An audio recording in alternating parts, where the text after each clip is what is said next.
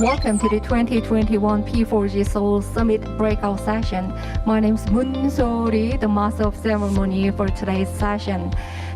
Organized by the Ministry of Land, Infrastructure and Transport and Korea Agency for Infrastructure Technology Advancement, the city thematic session will be held under the theme of Partnerships for Smart and Resilient Green Cities.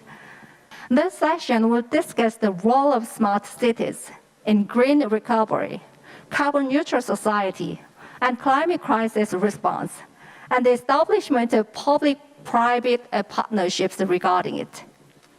For this debate, we'll invite officials from home and abroad who have expertise in cities, transportation, platforms, and green architecture to hold the discussion. Through the city thematic session, we hope to enhance the home and foreign awareness on the importance of public-private cooperation partnership related to sustainable city development. And through sharing related to foreign cases, we expect it to be a great opportunity to search for the development direction of domestic carbon neutral cities. Then now everyone will start the city thematic session of the 2021 P4G Seoul Summit. Republic of Korea, the hosting country of the P4G Summit, and the Minister of Denmark shall open its doors with a keynote presentation. Both of our distinguished guests will present the future directions to reduce carbon technologies and strong partnership. So now let's first listen to a keynote presentation by His Excellency No Hyung-woo, the Minister of Land, Infrastructure and Transport, Republic of Korea, on innovative urban responding to climate crisis and realizing carbon neutralization. 여러분 반갑습니다. 대한민국 국토교통부 장관 노형욱입니다. 먼저 국경과 시차를 뛰어넘어 P4G 서울 정상회의 도시 세션에 함께해 주신 모든 분들께 깊은 감사의 말씀을 드립니다. 오늘의 이 자리는 우리와 미래 세대를 지속 가능한 성장과 번영의 길로 이끄는 하나의 강력한 모멘텀으로 기억될 것입니다. 이처럼 뜻깊은 자리에서 기조연설을 하게 되어 무척이나 영광스럽고 막중한 책임감도 함께 느낍니다. 저는 오늘 도시에 관한 이야기를 하려고 합니다. 제가 있는 이곳 대한민국 서울에 국한된 이야기가 아닙니다. 세계 어디든 도시라 불리는 모든 곳, 우리가 생활하고 일하고 휴식을 취하는 삶의 공간에 대한 이야기입니다. 유엔은 2050년이면 세계 인구 10명 중 7명이 도시에 살 것으로 내다봤습니다. 실제로 세계 도시 인구는 1990년 23억 명에서 2020년에 44억 명으로 불과 30년 사이에 2배 가까이 증가했습니다. 도시는 이제 인류의 가장 보편적인 거주 지역으로 대부분의 사람들이 살아가는 삶의 터전입니다. 그렇다면 미래의 도시는 어떤 모습일까요? 2014년에 개봉했던 영화 크리스토퍼 놀런 감독의 인터스텔라를 보면 지구가 아닌 다른 행성에 새로운 도시, 새로운 삶의 터전이 세워집니다. 그곳은 깨끗하고 풍요로운 공간입니다. 인류의 지속 가능성을 상징하는 공간이기도 합니다. 그렇지만 저는 미래의 그 어느 날에도 지구가 아닌 그 어느 곳에도 이러한 도시가 세워지는 것을 바라지는 않습니다. 그 공간은 인류의 잘못으로 인한 환경 파괴 등으로 수천 년을 살아온 삶의 터전이 붕괴한 데 따른 어쩔 수 없는 대안이었기 때문입니다. 삶의 터전을 지키는 일은 생존과 직결되는 일입니다. 지금까지 우리가 살아온 이곳 하나뿐인 지구에서 모두 함께 더 잘 살아가기 위한 방법을 찾는 것, 제가 오늘 말씀드릴 도시 이야기의 주제입니다.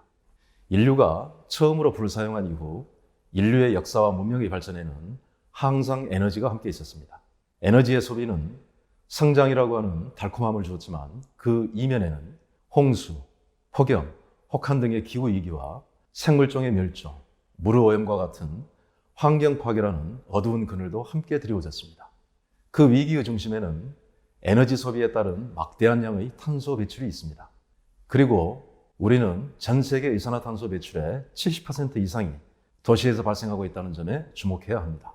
도시의 무계획적인 팽창, 도로를 가득 채운 내연기관 자동차, 빈약한 생태 네트워크, 화력발전으로 공급되는 에너지원, 연중 멈추지 않는 에어컨과 난방 시스템, 그리고 불이 꺼지지 않는 건물들까지 우리의 도시는 쉴 틈 없이 탄소를 만들어내는 하나의 거대한 공장과도 같습니다. 우리가 편리한 삶을 위해 해온 행동들이 이제는 우리가 살아갈 수 없는 환경을 만들고 있습니다.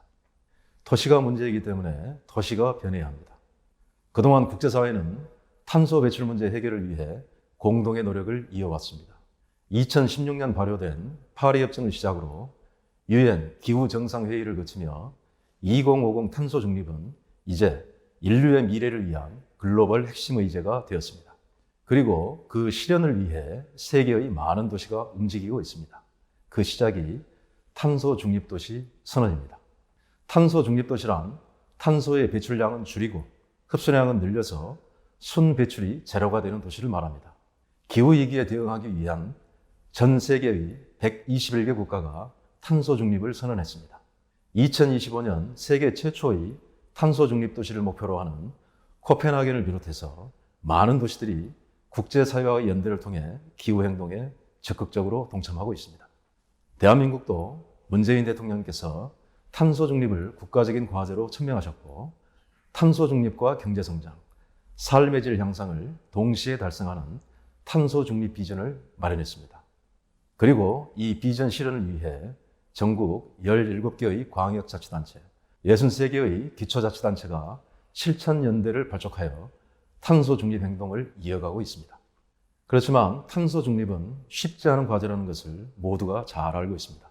그럼에도 피할 수 없는 과제입니다. 우리에게 나중이라는 여유가 없습니다. 지구를 살리고 나와 이웃, 우리 아이들의 삶을 위한 혁신적인 변화와 실천이 지금 당장 필요한 이유입니다. 혁신적인 변화는 도시의 기능, 교통, 기반시설을 재정비하여 탄소 배출에 대한 통제와 최소화가 가능하도록 하는 새로운 플랫폼을 필요로 합니다. 우리는 그 역할을 스마트 시티에서 찾을 수 있었습니다. 스마트 시티는 단순한 디지털 기반 사회를 말하지는 않습니다. 스마트 시티는 혁신과 새로운 해법이 이루어지는 공간이면서 네트워크를 통해 도시와 시민의 상호작용이 가능한 공간입니다. 저는 탄소 중립도시 실현을 위한 스마트 시티의 가능성을 크게 세 가지 측면에서 찾을 수 있었습니다. 첫째로 스마트 시티는 도시구조 혁신 도시입니다. 우리는 출퇴근을 위해 그리고 주말에는 여가 활동을 위해 이동을 합니다. 하지만 우리를 기다리는 것은 극심한 정체입니다. 공연히 길 위에서 낭비하는 시간이 많아지고 이는 불필요한 에너지 소비로 이어집니다. 스마트 시티는 컴팩트한 공간 구조로 이 문제를 해결해 나갑니다. 컴팩트한 공간 구조는 동선을 최소화하는 구조입니다. 삶의 터, 쉼터, 일터가 가까이 모여 있다고 상상을 해보십시오. 그만큼 자동차 이용과 이동을 최소화할 수 있습니다. 또한 걸어서 10분이면 갈 수 있는 거리에 생활 녹지 공간을 조성하는 것은 쉼터임과 동시에 도심 내 탄소 흡수원의 역할을 할 수 있습니다. 이러한 컴팩트한 공간 구조는 도심의 분산 효과로 이어져 하나의 도심으로 몰릴 때 발생하던 불필요한 에너지 소비와 낭비를 줄일 수 있습니다. 둘째로 스마트 시티는 모빌리티 혁신 도시입니다. 스마트 시티 교통 체계의 핵심은 자동차가 편한 도시가 아니라 사람이 편한 도시입니다. 그 중심에는 친환경 모빌리티가 있습니다. 먼저 대중교통의 에너지원을 친환경으로 바꾸고 BRT, 트램 등 대중교통수단의 다양화, 고급화를 통해 시민과 대중교통은 더 가까워질 수 있습니다. 또한 개인에게는 친환경 자동차 구입 시 지급하는 혜택뿐만 아니라 집과 직장 근처에 충전 인프라를 확충하여 친환경차 운행에 불편함이 없도록 해야 합니다. 이는 내연기관 자동차에서 친환경 모빌리티로의 자연스러운 전환을 이끄는 밑거름이 될 것입니다. 그리고 무엇보다 자전거길, 보행길 조성 등 사람 길을 늘리는 노력이 함께할 때 도시교통이 유발하는 탄소 배출 문제를 해결해 나갈 수 있습니다. 셋째로 스마트 시티는 디지털 혁신 도시입니다. 디지털 전환은 스마트 정보통신 기술을 기반으로 도시의 모든 인프라와의 지능적인 연결을 통해서 에너지의 효율적인 운행을 가능하게 합니다. 에너지, 물과 같은 소중한 자원들이 어디에서 낭비되고 있는지, 불필요하게 소모되고 있는지를 관리해 나갈 수가 있습니다. 또한 도시에서 발생하는 폐기물을 복합적으로 처리하여 에너지로 재활용하는 도시 순환 자원 기술, 신재생 에너지를 자체 생산하여 에너지 자립률을 높이는 제로 에너지 건축물 조성까지 모두 스마트 정보통신 기반 위에서 실현될 수 있습니다. 그렇지만 우리가 잊지 말아야 할 것이 있습니다. 기술만으로 만들어내는 미래는 없습니다. 도시구조의 혁신, 모빌리티 혁신, 그리고 디지털 혁신까지 탄소 중립도시로 나아가기 위한 스마트 시티의 중심에는 언제나 사람이 있어야 합니다. 사람의 생각이 담겨야 하고 참여가 있어야 합니다. 우리는 지금도 하루하루 미래 세대의 빚을 지고 있습니다. 주저함과 망설임의 시간이 쌓이고 있습니다. 지금 이 순간을 놓쳐서는 안 됩니다. 그 어느 때보다 강력한 협력과 파트너십을 통해 공동 대응에 나서야 합니다. 저는 오늘 이 자리에서 여러 회원국에 확실하게 말씀드릴 수 있습니다. 친환경 모빌리티, 디지털 도시 인프라가 함께하는 스마트 도시는 인간과 자연의 공존을 이끄는 중요한 플랫폼이 될 것입니다. 인류의 지속 가능성을 담보하는 핵심 가치가 될 것입니다. 때문에 내일의 도시에 미룰 수는 없습니다. 오늘의 도시가 반드시 해야만 합니다. 오늘 인류의 하나된 다짐과 행동은 도시가 더 이상 지구의 재앙이 아닌 또 다른 허파의 역할을 하게 할 것입니다. 정말 가능하겠냐고 누군가가 물으신다면 저는 이야기 이서두에 말씀드린 영화 속 대사로 대신하고자 합니다. 코로나19라는 요리 없는 재앙이 전 인류를 휩쓸고 있지만 국경 없는 노력으로 차근차근 이겨내고 있는 것처럼 우리는 답을 찾아낼 것입니다. 언제나 그래왔듯이. We will find a way. We always have. 감사합니다. Thank you very much, Minister. Now, he offered an insightful word regarding innovative measures and future directions to establish the carbon-neutral society. Now, everyone, next His Excellency Flemming Møller Mortensen, the Minister for Development Cooperation and the Minister for Nordic Cooperation, Denmark, will. Thank you very much. Thank you, Excellencies, ladies and gentlemen. Every day, the streets of Copenhagen are full of people cycling, coming rain or shine, even me this morning. In the summer, people take a dip in the harbor of Copenhagen.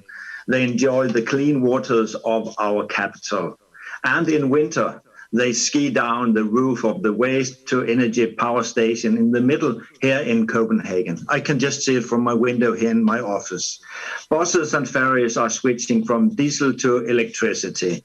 And the web of thousands of bike lanes are connected by new green bike ring roads.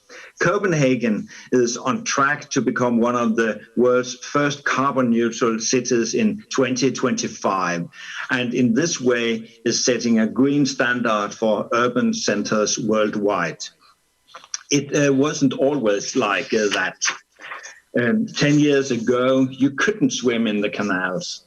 Public transportation was polluting the air, and it certainly wasn't possible to ski down a green energy power station here in our capital. Going green followed from the oil crisis in the 70s. The crisis forced us to build more energy efficient buildings and experiments with renewable energy. And we soon realized that one of the fundamental elements of changing is partnerships. In Denmark, 2/3 of our cities and municipalities are already committed to become a climate neutral and resilient. And partnerships are key in this process. Our two largest cities, Copenhagen and Aarhus, are frontrunners when it comes to partnerships. And they are smart cities leaders.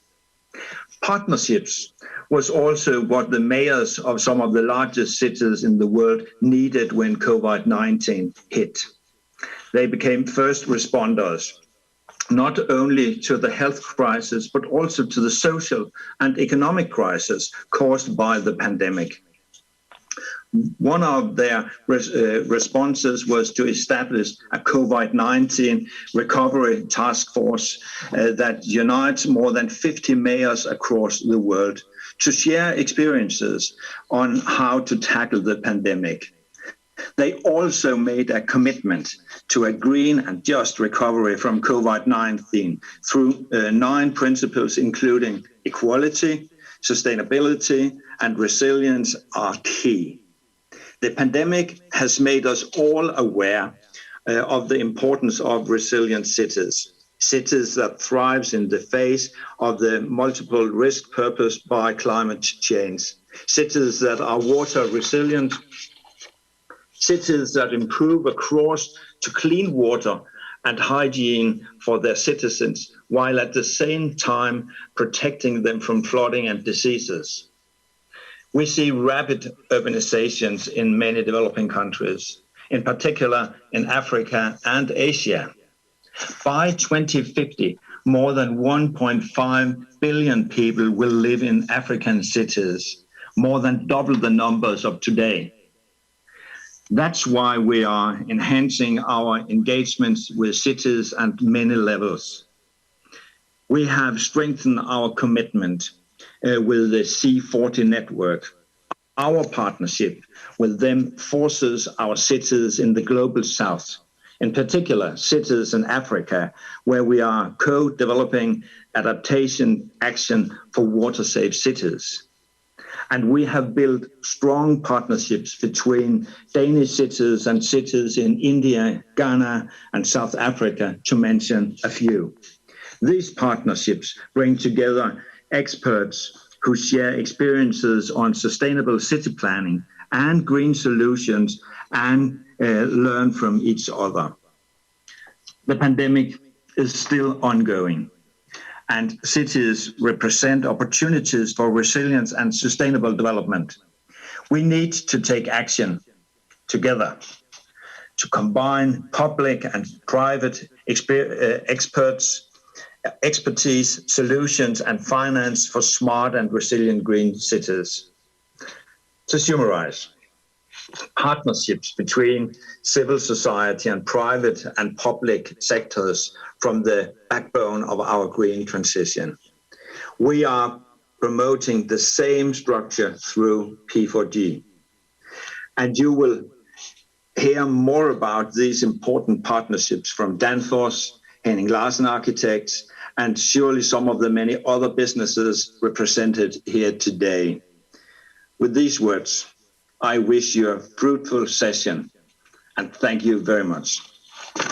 Thank you very much. I hope you do hold your hands with Korea as the partnerships and also go forward for your plan. Thank you very much once again.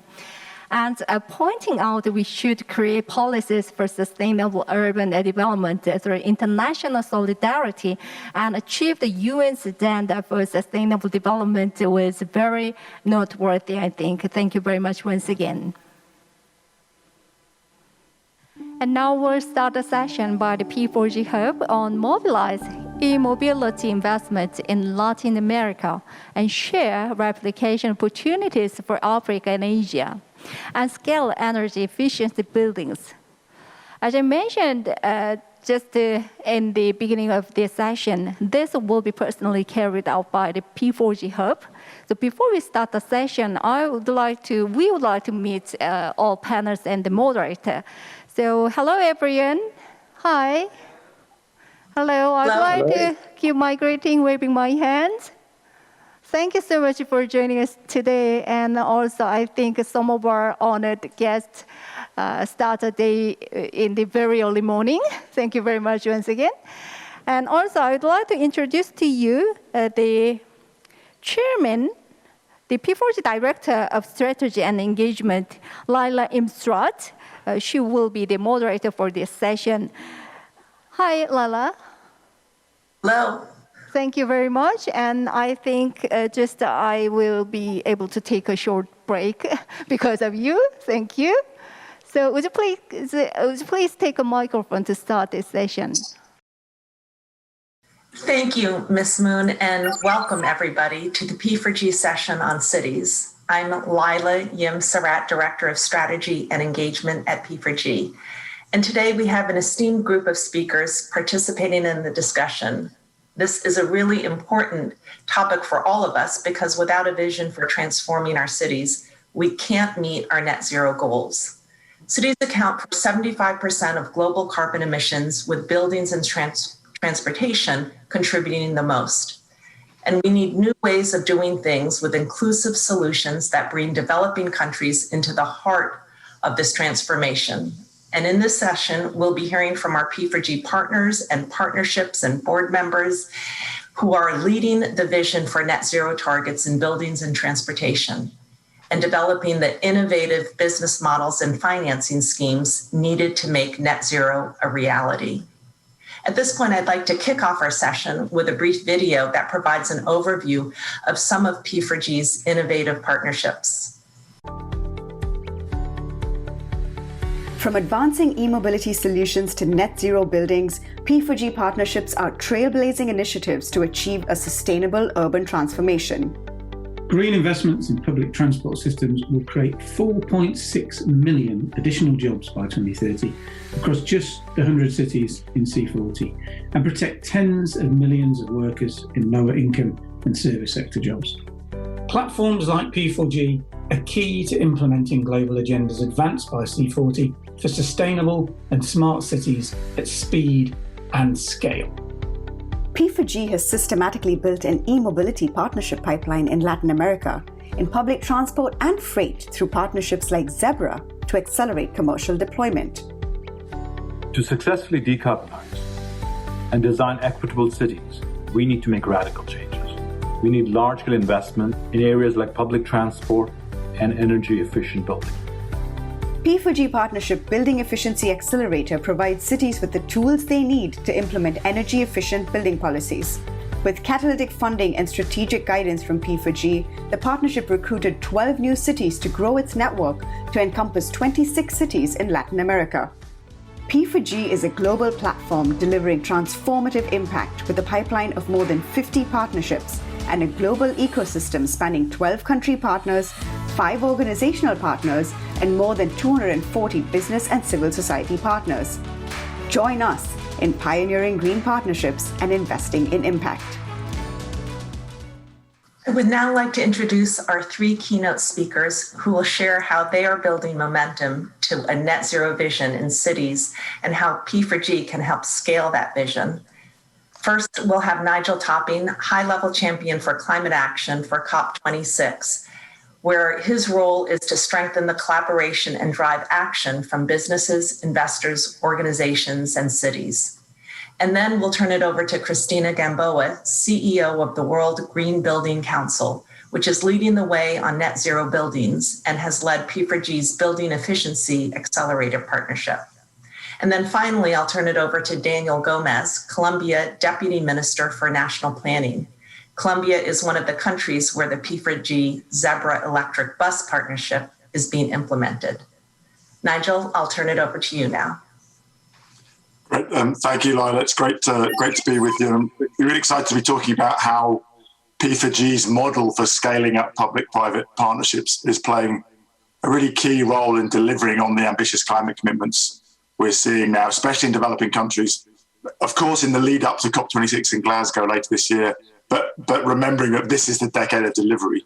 With my fellow high-level champion Gonzalo Munoz from Chile, we launched the Race to Zero nearly a year ago in June 2020 to galvanize ambitious climate action amongst subnational and non-state actors, so cities, regions, businesses, and investors. And that means that everyone who joins the Race to Zero commits to getting to zero by 2050 at the latest, but playing their fair share in halving emissions by 2030. And that's what we really focus on is this next decade. So the Race to Zero, it's a UN-led campaign that's really focused on credibility and action.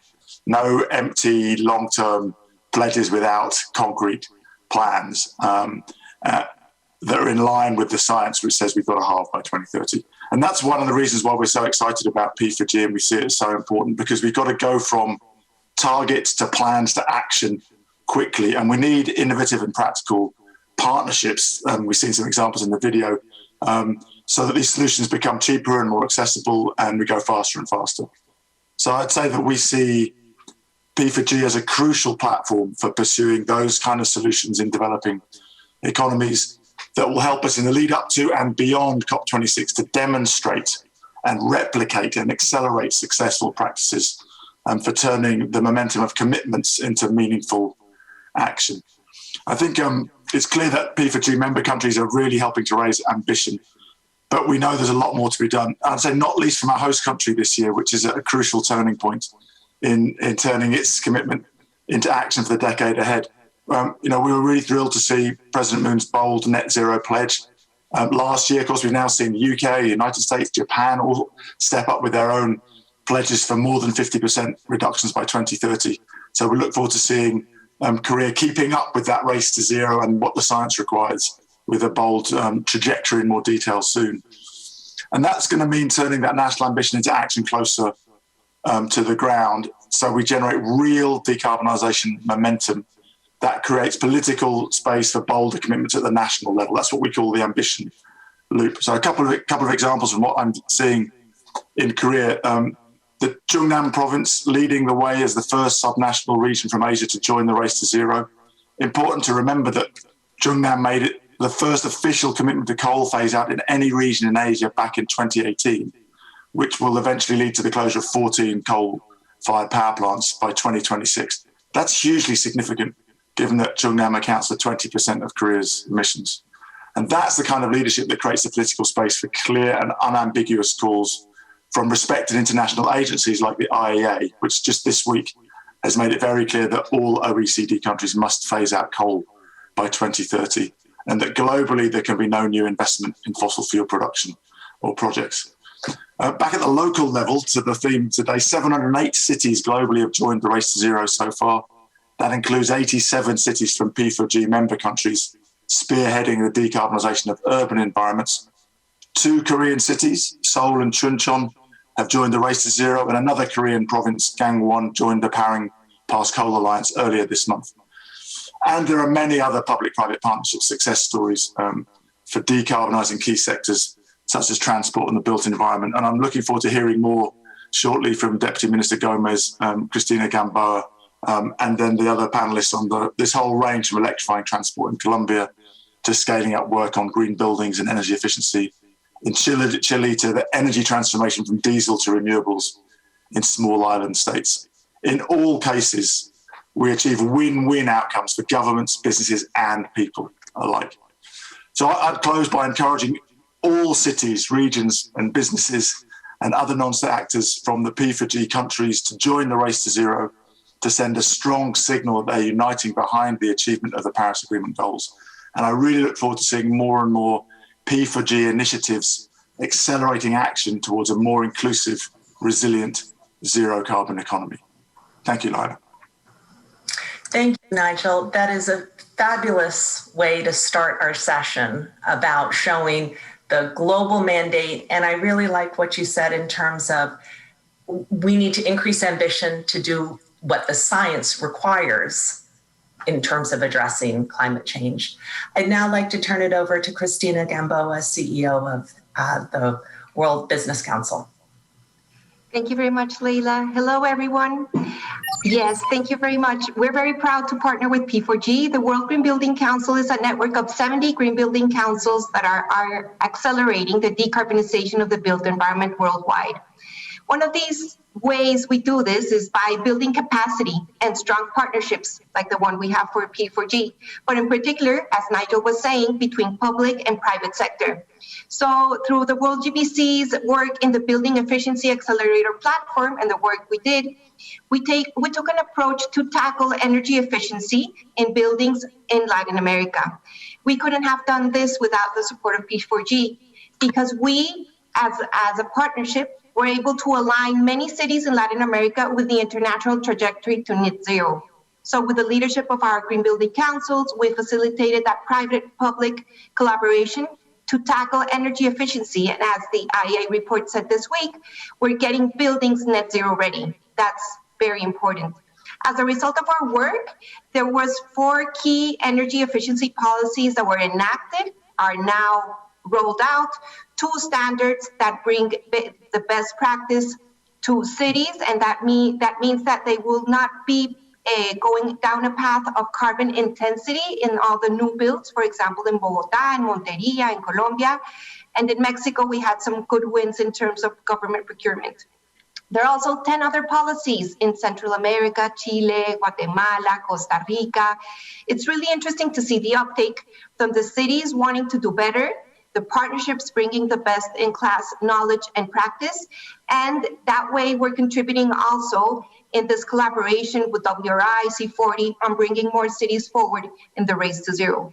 In particular, the World GBC has a zero carbon buildings declaration, and the city of Medellin in Colombia, for example, also has some strong commitments. But I would like to flag, sometimes activating the ambition loop that Nigel was saying takes a little bit more further effort. Because most of these policies, even though they're going to impact the new builds and we're going to have, let's say, low carbon growth in the new developments, we need to shift and focus to housing. Non-commercial buildings across Latin America are at least 70% of all new builds. And it's an area where there's the least, let's say, uptake of best practice. So we have to address housing to get to the ambitions of the Paris Agreement and accelerating net zero and the race to zero. So also I wanted to say that we have to be mindful that in many developing countries, the mitigation or decarbonization language is not yet mainstream. The race to resilience is key. And as we accelerate the knowledge in terms of what it takes to make livelihoods better, we will have a better understanding and we will have a better uptake of that mitigation also brings better resilience. There's great housing examples in this pathway from countries like South Africa to Indonesia. And as we marriage the benefits of resiliency and mitigation, I know that we will find ways also to bring the responsible investment movement forward and innovative financial mechanisms for housing to really be in the race to zero and, of course, deliver a better quality of life and better quality infrastructure that we all need and deserve. Thank you. Thank you so much, Christina. Really wonderful to hear these concrete examples of how we can meet the ambition loops that Nigel was talking about.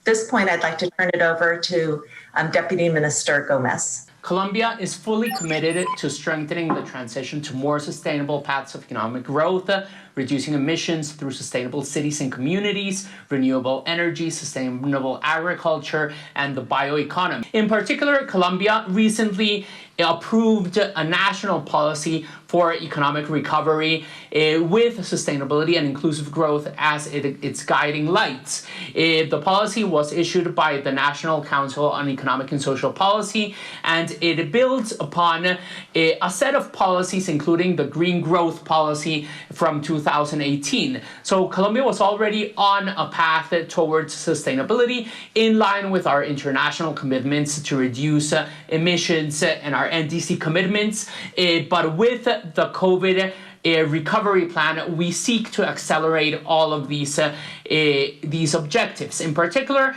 and in line with all the policy instruments that we have issued. We have a strategy for sustainable and resilient economic recovery that is based on several pillars: infrastructure and sustainable cities, bioeconomy, nature-based solutions. In terms of urban policy, we also recently approved our urban and regional development policies that include elements of sustainability that are very interesting.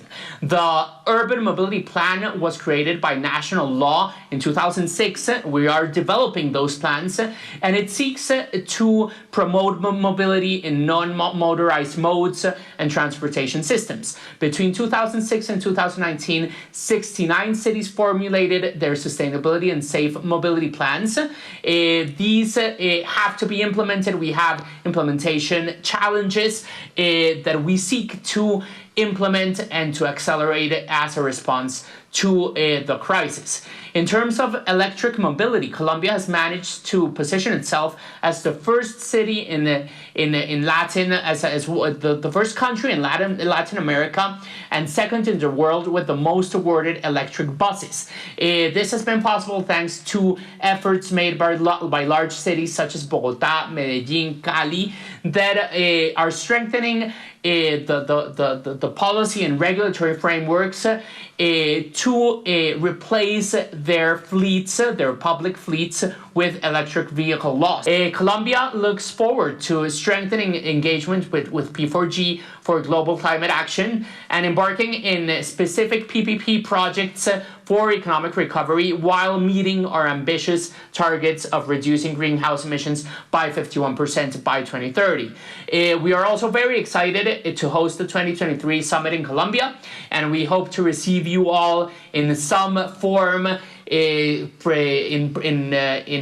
person or through digital means to continue building our global commitment with strategies both at the city level and at the national levels. Thank you very much. Thank you so much, Vice Minister. Thank you, Nigel. Thank you, Christina, for your excellent and inspiring remarks. And also, I'd like to remark on Daniel's and Colombia's leadership in hosting the 2023 P4G Summit. It's a tremendous invitation he just extended. We look forward to bringing the whole P4G ecosystem of partners and leaders to Colombia. Even with the events, we arranged the session so that you can enjoy it more than ever. The city session of the 2021 P4G Seoul Summit, in no time at all, we only have the last panel discussion remaining. In the panel discussion, experts from each field, such as private-public mix, architecture, and city, traffic, and platforms, will be presenting on the topic of development direction of smart cities and P4G partnership. We'll discuss the role of smart cities and establish global public-private partnerships for green recovery, carbon neutral society, and climate crisis response. Then we will first examine the development direction in the field of private-public mix. Jorge Saraiva, Vice President of Digital Town Europe in Portugal, will be joining us. He will make a presentation about P4G partnerships and the role of smart cities. So, Saraiva, would you please begin your presentation? My name is Jorge Saraiva. I'm leading the European network of city policy labs. So what we're trying to do is actually get involved and look to the city.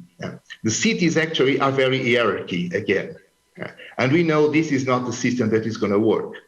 We learned from the pandemic that this system is not working very well. This is the kind of, if you have a mayor or if you have a president, when you have a pandemic, for example, he feels the responsibility to have all the answers, but nobody knows, nobody has all the answers.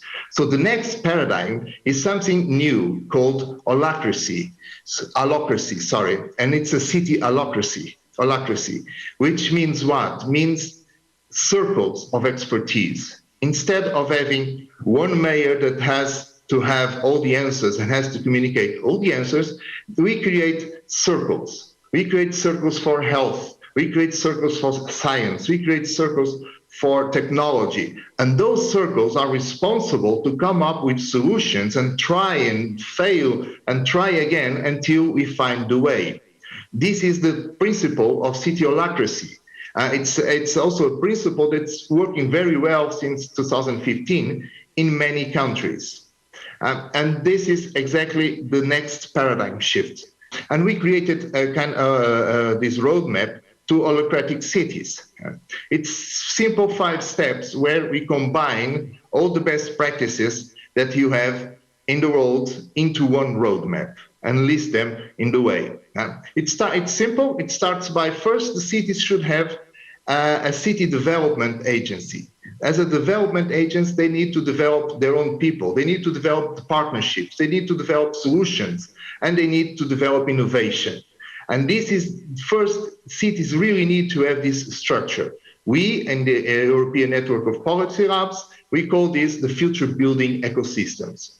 Then the city needs to focus on the city DNA. It's exactly their DNA, what their nature, their identity, because you cannot thrive in the future if you don't know where you are, if you are not consistent with whom you are. The next step is the city donut economy. That's where you define the boundaries, where you can play and the borders that you cannot cross. And then, of course, you have the mission-oriented policy, where you define what is our mission, and others, all the circles, combined make a mission approach. To work with this and to work efficiently on these partnerships, you need to have a canvas. And we developed this Sustainable Innovation Campus. This is happening in many cities already. That's why sometimes you hear that Amsterdam has this city donut economy developed for them. And you will hear lots of examples like Paris in 15 minutes city and things like that. What I would like to show you is how Europe is basing a vision and taking this roadmap as one big continent. Starting to explain this, it starts by the agency. I explained it in the beginning. The agency doesn't have to have regulatory power. And we have this agency in Europe. It's called European Union, European Commission. Right? They don't really have this legislation, regulatory power over the countries. They can only advise, they can only guide, they can only inspire. Sometimes they can fund. And that's happening nowadays. And DNA is a very important mixture of different factors. I mean, first you need to go to our history and culture, where you have this sense of pride. I mean, Europe has a big sense of pride. We're very proud of ourselves. When you combine these factors with another factor, which is the golden opportunity, what is our role?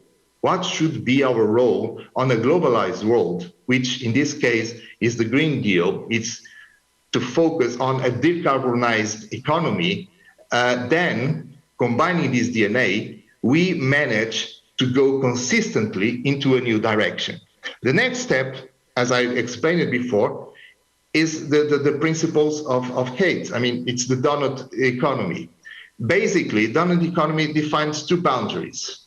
On the top, you have the ecological ceiling. You can do whatever, but you have a limitation.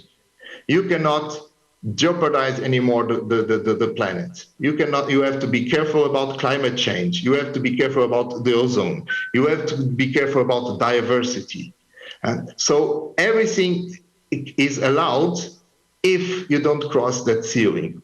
But also you have the social foundation. This is where cities, for example, start to say, what is our living standard, our minimum living standard in our city? And you cannot go lower than this. You cannot exploit, you have to include, you cannot. The next step, of course, is how we're doing in Europe. And that's one part of the Green Deal. Green Deal is something called mission-oriented policy. Basically, what we have as a governance role is a vision. You just say, we have this vision to be carbon neutral by 2050. I can assure you now, there are no one in Europe that can tell you how we can reach that goal. But that's a goal. That's the purpose of governance. You inspire and send a goal. Based on that, you fund all mission approaches. So there is a lot of calls, a lot of teams, and that's where it becomes this holacratic approach. So circles of experts start making mission approaches. That goes about energy transition, that goes about energy communities, that goes about everything that you can have in the system.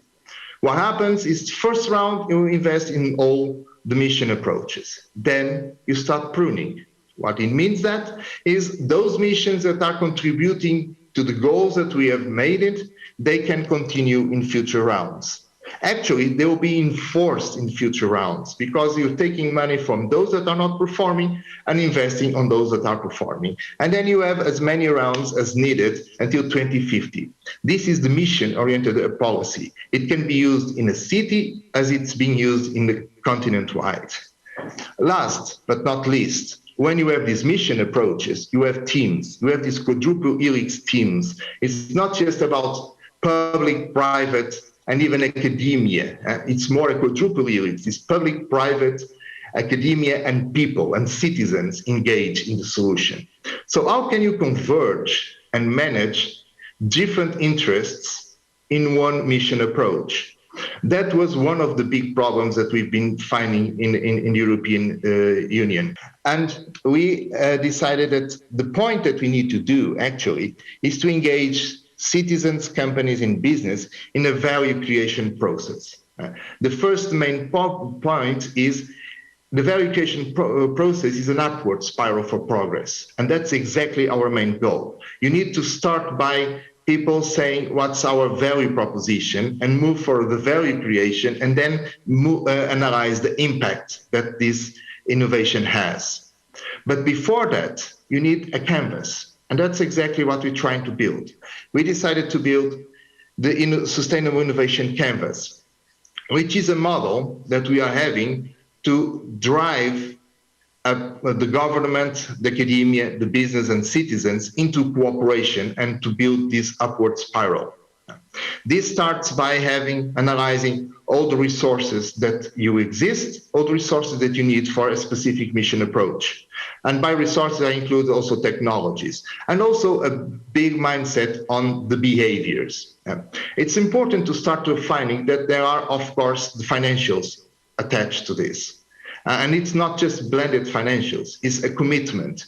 If someone brings a resource into the game, then it's a cost. And that stakeholder is supporting a cost, and it should go for the cost structure. Right? And at the end, you create a kind of a regulatory framework, which could be protected. It could be even a sandbox, a regulatory sandbox, to foster this drive and this mission approach. And by there, if you have the cost structure per stakeholder, you also have the revenue. Right? So you split the revenue, and then it's clear for all parts. It's clear about the value proposition, it's clear about the value creation, and it's important to see the impact. And then the impact is measured and compared. There are two types of measuring impact. One is, of course, key performance indicators, and that's where most businesses are very focused, is getting high performance on everything that they do to the society, towards the mean. But that's also a role that the key performance indicators must be followed and governed. And that's the role of governance that people many times forget, is to control and to see if we are distributing the wealth in an equal manner. And it's that is all inclusive. That's why you have the donuts. And that's the regulatory where the KPIs must be measured and followed. But you have another KPIs. That's the KPI, the key behavior indicators. Most of successful innovations, they have a behavior change. And that behavior change needs to go in line with our mission, with decarbonized economy mission. I really hope, for the sake of the planet and because I'm European, that we really manage to do this in the proper manner. 감사합니다. Thank you very much, Vice President Sarhiba, for your useful information and the wonderful presentation. Actually, holacracy is the quite inspiring way to make cities safer and smarter, I think. And yes, saving the earth can't be done by the efforts of only one person. It is only possible if the government and the civilians and every citizen must participate. And I will also take part, I promise. Thank you very much once again. And continuing on, we will search for countermeasures in the field of cities. Sonia Stokmark, the Director of Global Design, will give us the presentation on eco-friendly city development, zero energy building, low carbon land, and urban planning. So Sonia, would you please begin the presentation? Hello, my name is Sonja Stockmark. I am the Global Design Director at Henning Larsen, based in Copenhagen, Denmark. Thank you, first of all, for the invitation. Thanks to P4G, thanks to the embassy in Korea and their program of reinventing cities. In Henning Larsen, we believe and we design innovative, sustainable solutions through research and partnerships. We believe the successful development of cities toward the green transition requires architects and designers to partner with multiple stakeholders. Over the past decade, Henning Larsen has moved from a very project-based design practice to build a global reputation to expand our sustainability strategy through PhD programs. We do architectural design with our applied research, from construction techniques to larger master plans. Henning Larsen has today joined Rambøll to deliver partnerships-led sustainable solutions. Partnerships with stakeholders across the spectrum of society is what is required to build back greener and better. We have expanded our expertise in landscape and urbanism as a response to the global need for leadership in pioneering livable, sustainable, and urban solutions. We work with the latest generation technology to pioneer green solutions at an urban scale, bringing water and green spaces to the city to recover, restore, and regenerate our cities of the future.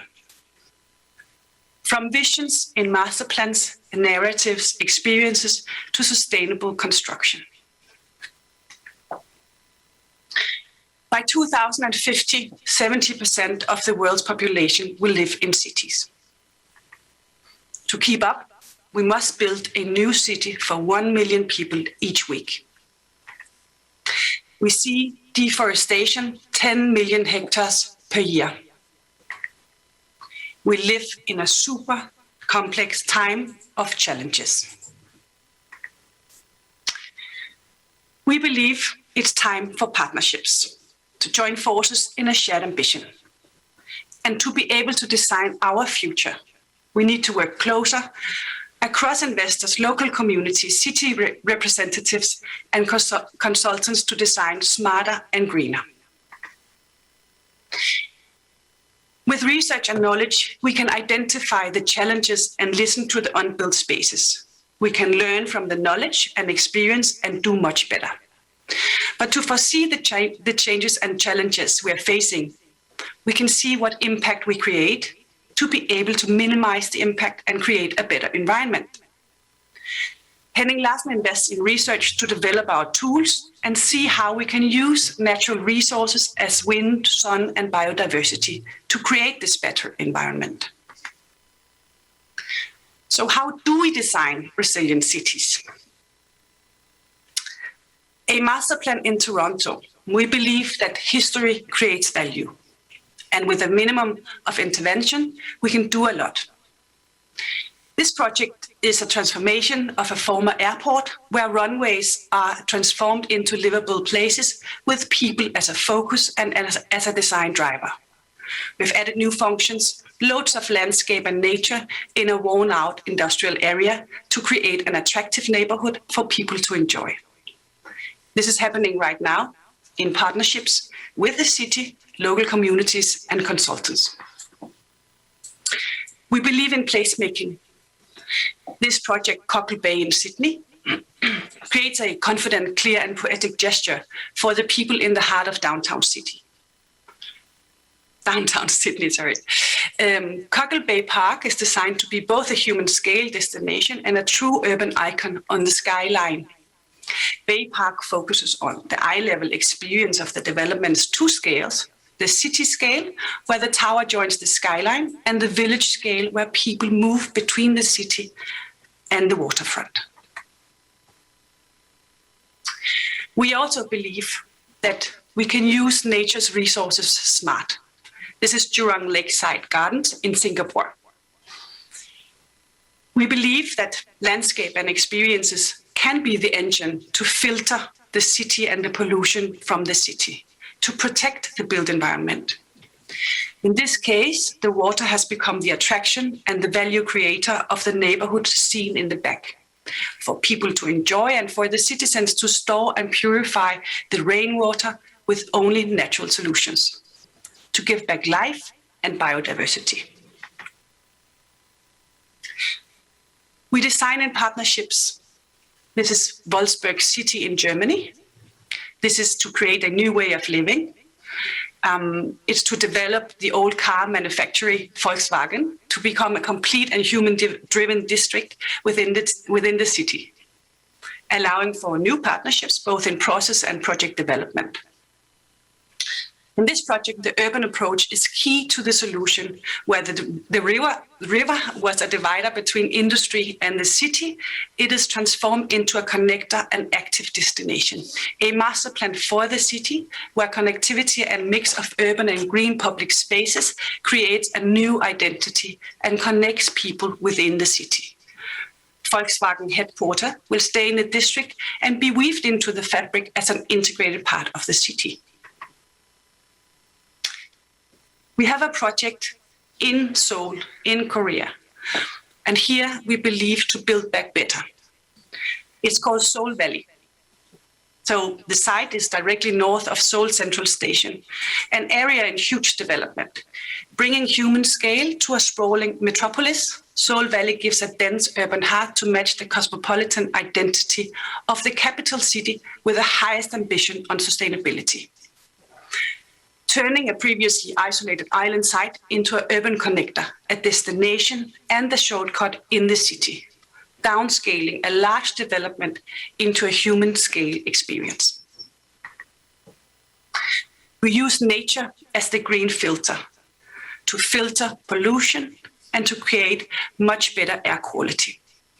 With 150 different plants and species, each one with a knowledge on how they perform to clean the air and create biodiversity and human-friendly environment using greenery and landscaping to better the air quality at the pedestrian level. We're building the entire podium as a timber structure. The materials we use in our building has an enormous impact on CO2 and a healthy environment. We create a green valley. The future needs to perform like the nature.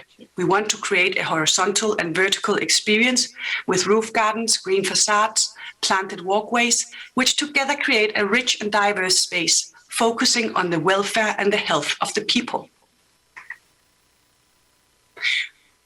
In the podium, we've created a seamless transition between inside and outside, revolutionizing the traditional interior mall experience and turn it inside out, offering green views and outdoor access as part of the mall experience, attracting the future shopper, offering the future of shopping, living and working.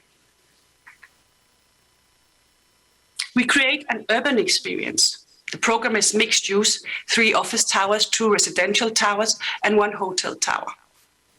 The podium is connected with pedestrian bridges to support the outdoor activity and meeting points. We want to inspire people. The inner street and the entrances functions as oases. The sound from the leaves shimmering drowns the noise from the traffic, and together with water, the intense green, lush and flowerful biotopes will attract birds and other species to live and enjoy in the city center. The outdoor comfort and quality of life is enhanced by the green experiences and gives the residents and employees an attraction and a pause from the city. Thank you very much. Thank you very much, the Director Sonia Stomov, for your presentation and to show us the beautiful cases of cities with nature. It's quite impressive. She just gave us the opportunity to think over and establish ways to minimize elements of environmental damage when constructing cities and to improve resiliency in cities. Actually, I think future city construction must be carried out in the different direction. Thank you very much once again. Now, everyone, shall we examine the idea in the mobility field? The Park Chul, Vice President, Hyundai Motors Group, Republic of Korea, is here with us at the filming location of the city session. I would like to show my sincere gratitude for personally making your way here despite your very busy schedule. And Vice President Park Chul will introduce building a carbon neutral city through mobility innovation to eco-friendly vehicles as the measure. Vice President, if you please. 예, 감사합니다. 방금 Thank you very 소개받은 much. I was just introduced by the MC and Vice President Park Chul of Hyundai Motors Group. 카본 뉴트럴 Today, the 시티 title of my 그리고 presentation 에코프렌들리 모빌리티 is Carbon 솔루션에 Neutral 대해서 City through 설명을 Mobility 드리도록 Innovation to 하겠습니다. Eco-Friendly 예, Vehicles. 오늘은 먼저 First of all, 모빌리티의 I'll be talking to you about the 진화, evolution of 그리고 mobility with 에코프렌들리 urbanization. 모빌리티 솔루션, Second, 특히 eco-friendly 친환경 mobility 차량과 solution, especially 효율적이고 eco-friendly 스마트한 cars, 모빌리티 more smart 그리고 이러한 services, 에코프렌들리 모빌리티가 and 어떻게 되면 eco-friendly, 활성화될 how 수 can we 있을지에 대해서 activate them? 말씀드리고자 합니다. So those are the gist of 도시화에 my 있어서 presentation. 모빌리티의 역할은 어떻게 What 돼야 될 is the 것인지에 role of the 대해서 mobility 한번 in the 살펴보도록 하겠습니다. urbanization? Let's take a look 과거에도 at it. 그랬고 현재도 In the past as well as 모빌리티, currently, 차량은 if you 많은 look at 부분에서 the 이 도시의 mobility, 문제를 해결하는 데 mobility has 기여를 been 해왔습니다. contributing to solving urbanization issues and should continue to play an evolved role in the future. In the past, people purchase cars so that he or she can move around. Nowadays, there's emergency of mobility service such as car sharing and also improves convenience of movement. However, personal vehicle ownership of mobility service has brought problems of increasing environmental pollution and traffic congestion. Therefore, mobility and urbanization in the future should evolve in more sustainable and eco-friendly way. That should be our 이런 work. 배경하에서 Based on this 현대차그룹은 background, let me tell 기존의 you what Hyundai Motor 자동차를 has been 만드는 doing. 단순한 OEM Hyundai Motor 역할에서 그치는 Company 것이 has been 아니라 striving to contribute to solving such 뉴 urban 스마트 problems 모빌리티 by 솔루션 evolving into 프로바이더가 eco-friendly 되기 위해서 mobility 이 solution 진화를 거듭하고 provider. 있습니다.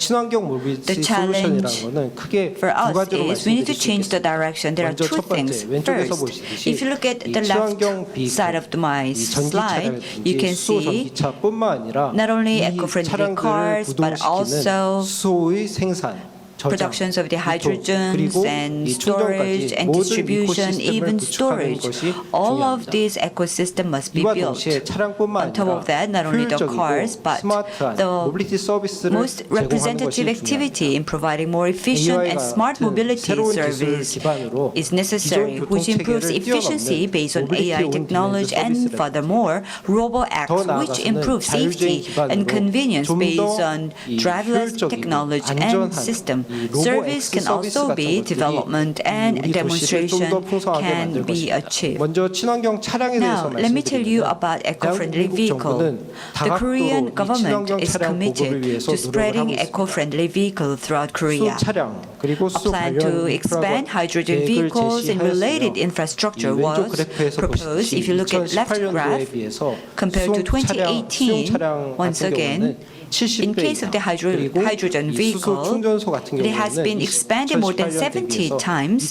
In case of charging station, 2년에는 more 20배 than 이상의 1,000 인프라 times. 구축을 할 정도로 And 도전적인 by 목표를 제시하였고 2022, 2020년 1월에는 we believe 이러한 that 수소 we'll be 경제를 able to achieve 앞당기기 100 위한 times 법안을 growth. 발의하고 And various efforts are being made to revitalize the hydrogen economy, such as passing a bill related to hydrogen economy in February and launching the Hydrogen Economy Committee, 이와 which 발맞춰서 includes Hyundai Motor Group. 1998년부터 In line with that, Hyundai Motor Company is working in the same directions as the government policy to spread eco-friendly vehicles. 승용 차량에 대한 And 대량 생산 체계를 FCEV started 시작하였습니다. R&D in 1998, which started mass productions in 2013. As of 2021, FCEVs being expanded to apply to various models, including future vehicles such as UAM, as well as buses and mid-large trucks, as well as general passenger cars.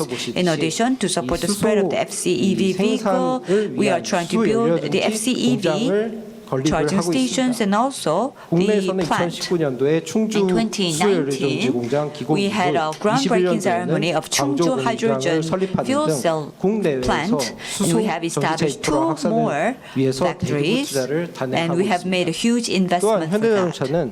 Hyundai is also focused on building a new ecosystem based on hydrogen. 그림에서 보시듯이 If you look at this photo here, 스위스에서는 in Switzerland, 차량의 도입을 확대하기 in order 위해서 to expand the introductions of the hydrogen car, 운영하는 운영자들이 the 겪고 operator 있는 of the hydrogen 초기 car, 도입의 어려움, 예를 they 들어서 have some 초기에 많은 difficulties, 비용을 부담해야 especially they 되는 have to 이런 share a 것들을 huge burden 도와주기 in the 위해서 beginning, 이 기존의 and to 차량 relieve 판매, those 단순 차량 burdens. 판매에 그치는 것이 아니라 Not only 페이퍼 they sell the car, but 이 새로운 also the 비즈니스 모델을 maintenance and 제공할 other 수 있는 things of 이 all 현대 kinds of the 하이드로젠 new 모빌리티 business 조인트 model 벤처를 was 이 launched. 파트너와 함께 And together with the 설립을 partner owner, we have established that 이 not 시기적절하게 only 수소 that, 공급이 될 수 있도록 in 이 a 수소 서플라이를 appropriate 위한 이 새로운 level 회사에도 of hydrogen 투자를 supply, 단행하였습니다. we also made an investment 앞서 for that. 소개드린 이 As I have 수소 introduced, 관련된 친환경 차량뿐만 아니라 eco-friendly vehicle is not the only one that we are 스마트한 focusing 모빌리티 on, 서비스가 but in 연계되는 order 것이 to create 중요합니다. more efficient and 다양한 innovative 새로운 mobility, we need to focus 체계 on 중에서도 different 이 areas. MOD에 대해서 설명을 Let me 드리도록 introduce 하고자 합니다. MOD.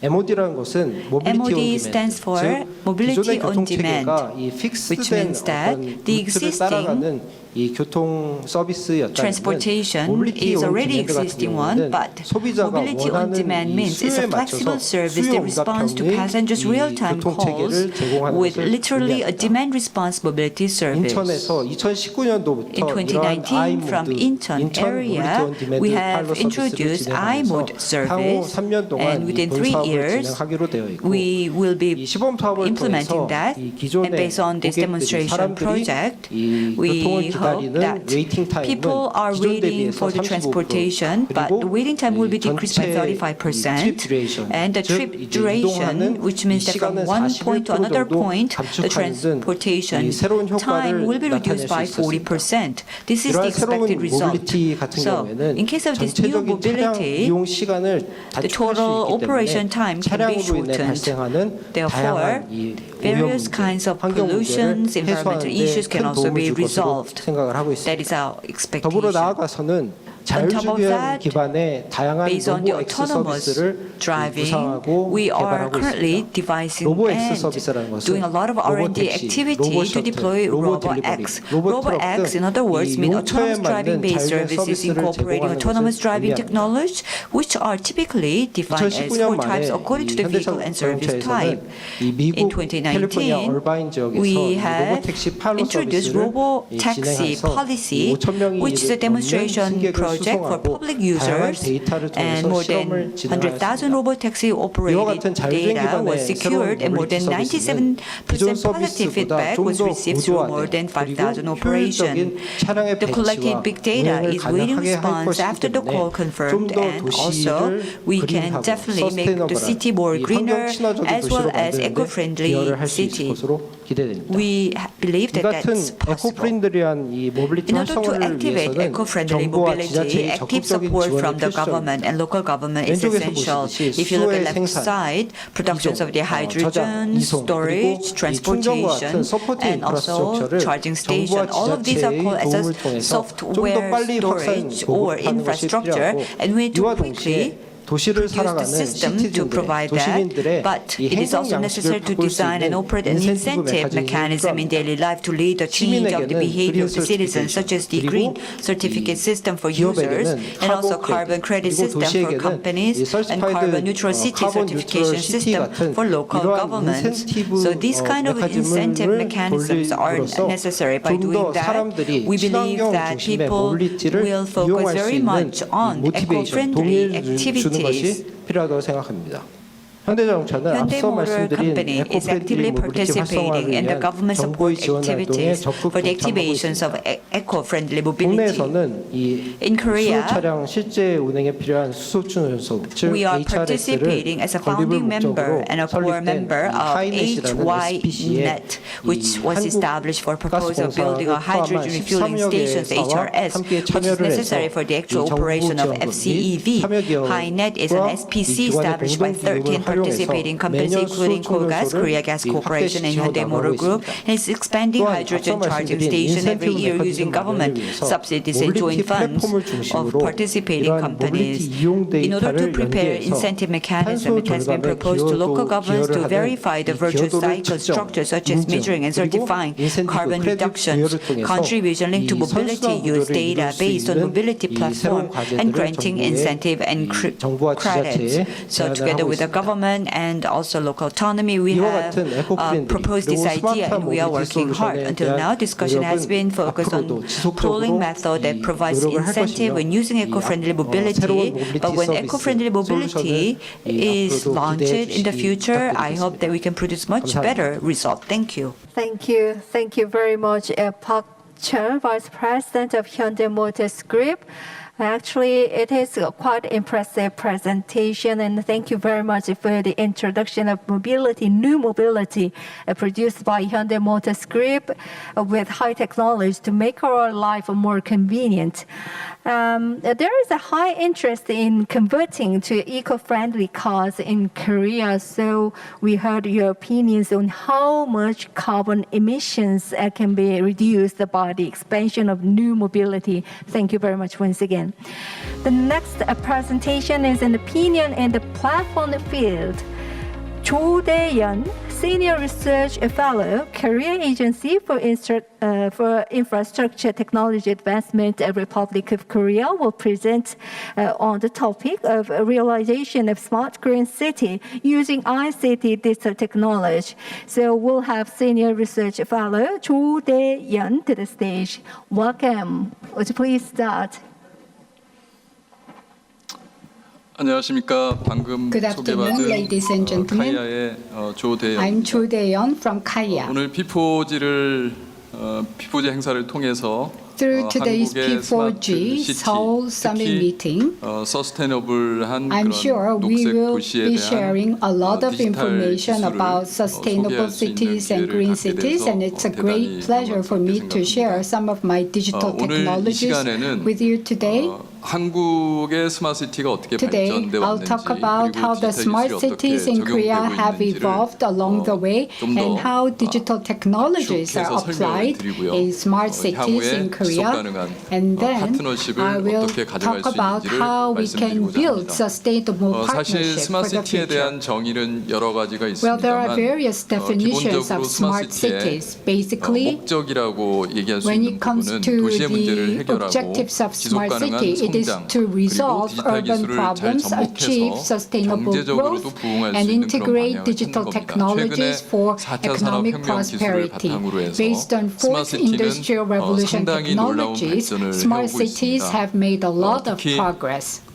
코로나 Especially 이후에 after 저희가 the 지금 COVID-19 파리 pandemic, 협약이라든지 based on Paris 우리나라에서도 Agreement, and 2050년까지 by 2050, Korea has declared to be carbon neutral by 2050. So we have to find a way to reduce CO2 emission, and this is a great challenge, and we have to find a way to make that possible within the urban environment. 실질적으로 유엔의 SDG, In fact, when you look at sustainable 여러 가지 development goals of the 목표들을 UN, 연관시켜서 생각을 there are 해보면 many goals that 도시에 are 대해서는 interrelated 안전하면서도 for the 회복 cities safe, 가능하고 포용적이면서 resilient, 지속 가능한 도시를 inclusive, 표방하고 sustainable 있지만 cities are the goals. 실질적으로 그런 도시가 But 되기 in fact, in 위해서는 order to be 하우징 such 문제라든지 cities, we have to 교통 resolve 문제나 여러 가지 transportation, 문제들이 housing, 있습니다. and 이런 other 것들을 various 극복하기 problems. 위해서는 In order to resolve 다양한 such problems, SDG의 we need 골들과 연관을 to 시키고 그걸 integrate 바탕으로 with 해서 도시의 various other 번영과 혹은 SDG goals to 인프라스트럭처 achieve 혹은 도시민의 삶의 infrastructure, 질을 어떻게 향상시킬 economic 것인지 prosperity, 그리고 improvement of 환경적으로 quality 얼마나 of 지속 life in 가능하게 Korea, 만들지 in 이런 the 것들을 cities, and how to 상호간에 make our environment more 연결시켜서 목표를 sustainable. 설정하는 게 All these 중요합니다. goals are 그리고 스마트시티 interrelated and 자체가 integrated. 물리적인 And smart 시설물의 여러 가지 cities, 정보들을